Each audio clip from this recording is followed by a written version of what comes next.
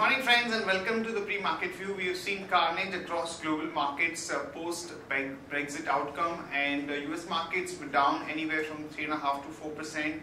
European markets too were down anywhere from 3% to as high as about 10 to 12%. Some of the peripheral markets were down about 10-12%. The key markets like Germany, France, they were all down about 6% and our own markets were down about 3.5%. The only positive takeaway from this is that from the initial negative reaction that we had seen from that, many markets managed to bounce back and they closed at a far more respectable level, though they were substantially down, but from the low point of the day there was a fair bit of recovery.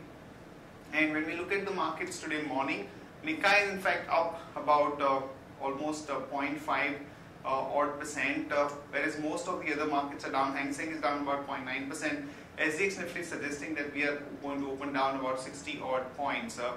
We will give you an overall perspective on the likely implications of Brexit on various sectors in my following presentation, but the sense that one is getting is that though this is definitely a major blow to the market in terms of sentiment and business climate, this is no way comparable to the 2008 financial crisis, because that time there was a lot of uncertainty, the banks were over leveraged, and even the currency in the market movement was extremely wild.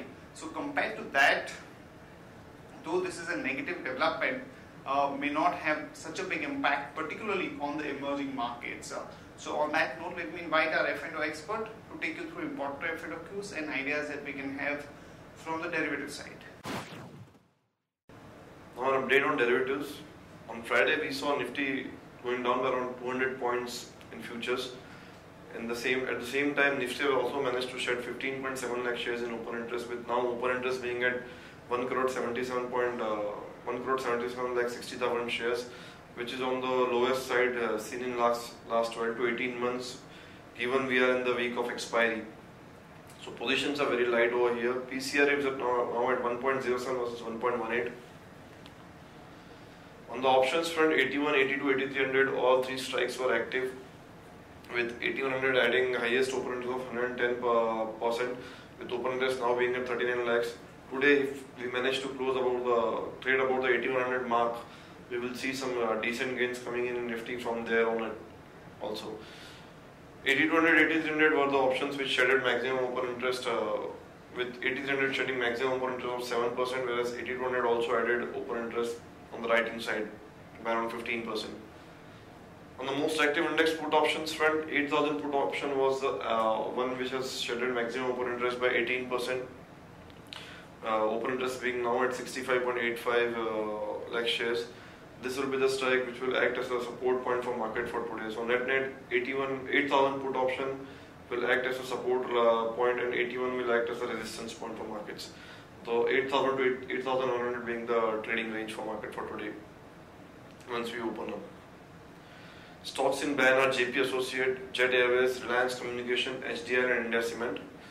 FIs and index futures were seller by 1768 crore rupees. FIs and index options are buyer by 2962 crore rupees. FIs and stock futures were seller buyer by 14 crore rupees, and FIs and stock options were seller by 372 crore rupees.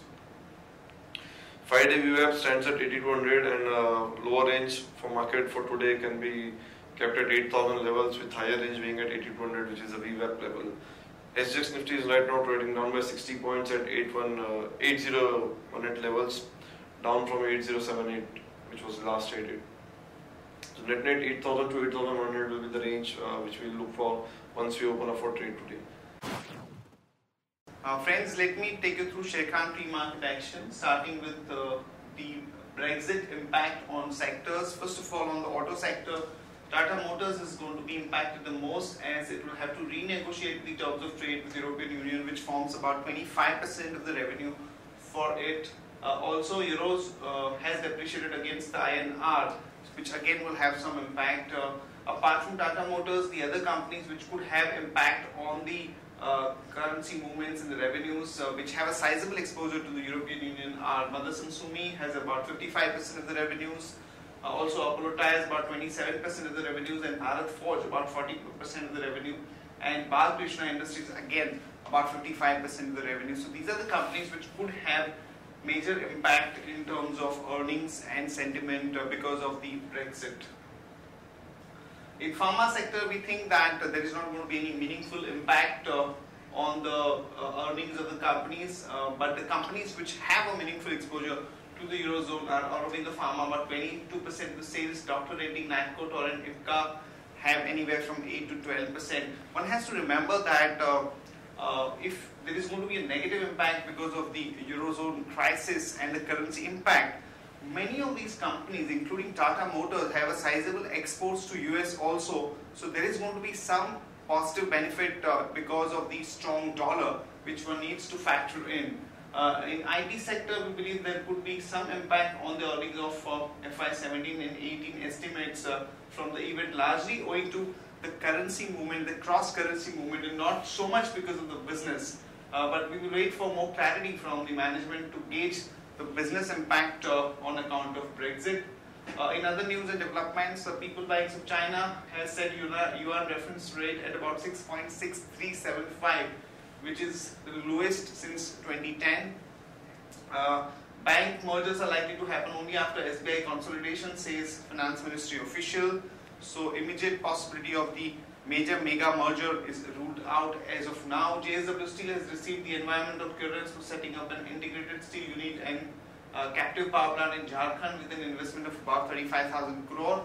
National Company Law Tribunal appoints 5-member committee to manage financial technologies. Bajaj Finserv is likely to buy out Alliance stake in 2 insurance units in a deal estimated at about 10,000 crore. JB Chemicals company's Panoli tablet manufacturing facility gets inspected with 0483 by US FDA. A Bharat subsidiary buys order worth 592 crore from ONGC for the deployment of the drill ship Aban Abraham for a firm period of about 2 years. And Suzlon has commissioned a 4.2 megawatt wind power project in Gujarat. KDDL's manufacturing arm manufactures dials and hands for European luxury brands, which constitutes about 30% of its consolidated revenue, which could have some impact. And government allows airlines to import up to 18-year-old planes. So for the smaller airlines, this is a positive move. And Unichem gets US FDA nod for its tablet called donepezil hydrochloride.